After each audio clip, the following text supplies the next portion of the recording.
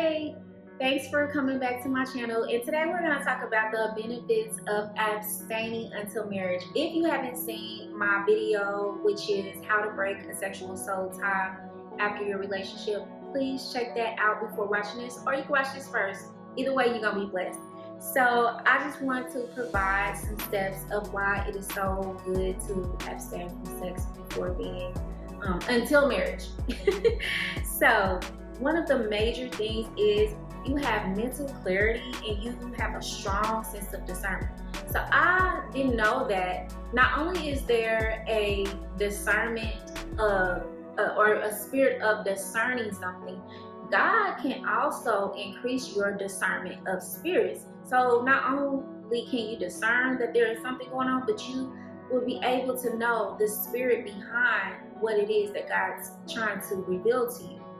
And so this is very helpful because, you know, you are going to be tested when you break up, or if you've already been broken up for a while. The enemy is going to try to send somebody away for you to rebound with, and most of the time it's a counterfeit, because this is a time where God is trying to have with you.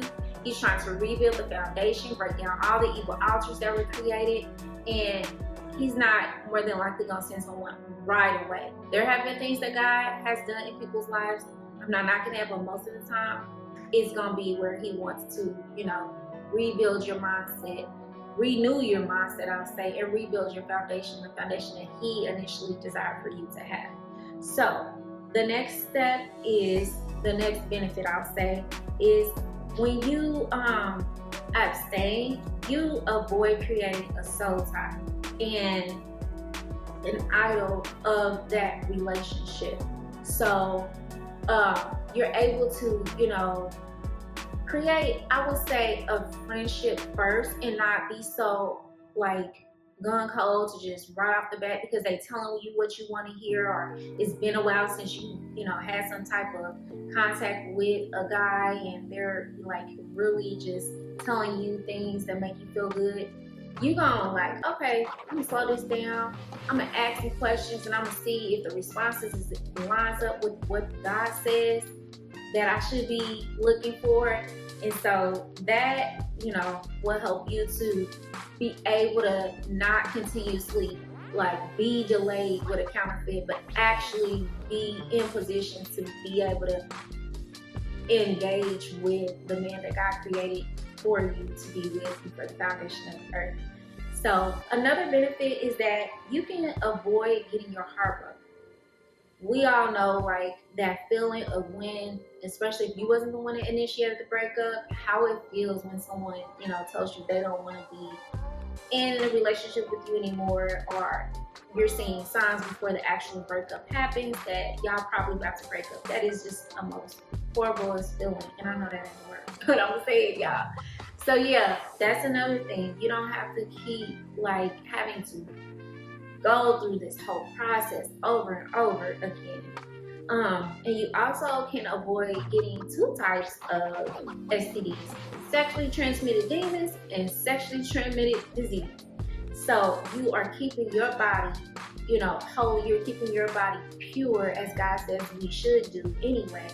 And you know, the person that God has intended for you to do, you still want to be wise, still get them those checks, you know, especially if it's somebody that you are at a point in life, like of course this is a little later on down, right? And y'all get engaged and everything, get them checked out. You still gotta be wise, baby, okay? But yeah, the next benefit is that you'll be able to give yourself to your husband on your wedding night. What great feeling is that?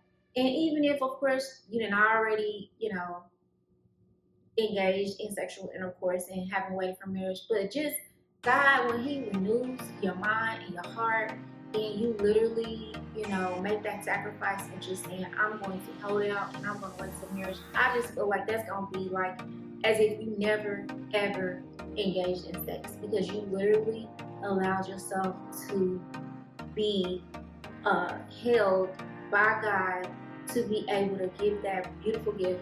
And it will be beautiful if that person is doing the same thing, so y'all can literally join, and there is no things spiritually, blocking anything that will cause any type of unnecessary warfare and everything. Like y'all done both went through y'all deliverance and y'all done both been spending time with God and doing things that He's created and desired for y'all to do during the season of singleness. Man, it's gonna be amazing. The next benefit is when you are abstaining until marriage is, not allowing yourself to get in a place where you fantasize.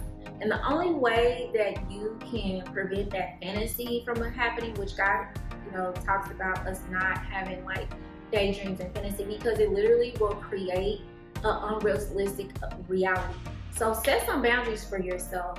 When you are in a phase where you didn't met somebody, let them know. And let's just, to first say, so I'm not gonna be on the phone, but I call it business hours. So after 5-6 o'clock, don't be on the phone, because we are human. And the more you talking and engaging with somebody, your hormones are literally going to start wanting to go places they shouldn't. Don't be, at that person's place by yourself. Try to do a lot of stuff in the daytime, group settings, like just keeping your own self accountable, especially if you don't have a person who you can rely on to be an accountability partner. But I feel like accountability actually starts with self, because can't nobody keep you out of somebody's bed. You got to be willing and ready to say, look, I'm not doing A, B, C, D, no matter what this person says, and if this is what they own, then it's over with. I'm done. Okay? So those are some things that I feel would be helpful. If you, again, are liking what you're hearing on my channel, the teachings and everything, like, comment, and subscribe, and share this with another sister who you feel this would be a blessing to. Send her over here in our way of the YouTube streets to be a part of the Go Getter family. And so I will go ahead and get to the next steps here.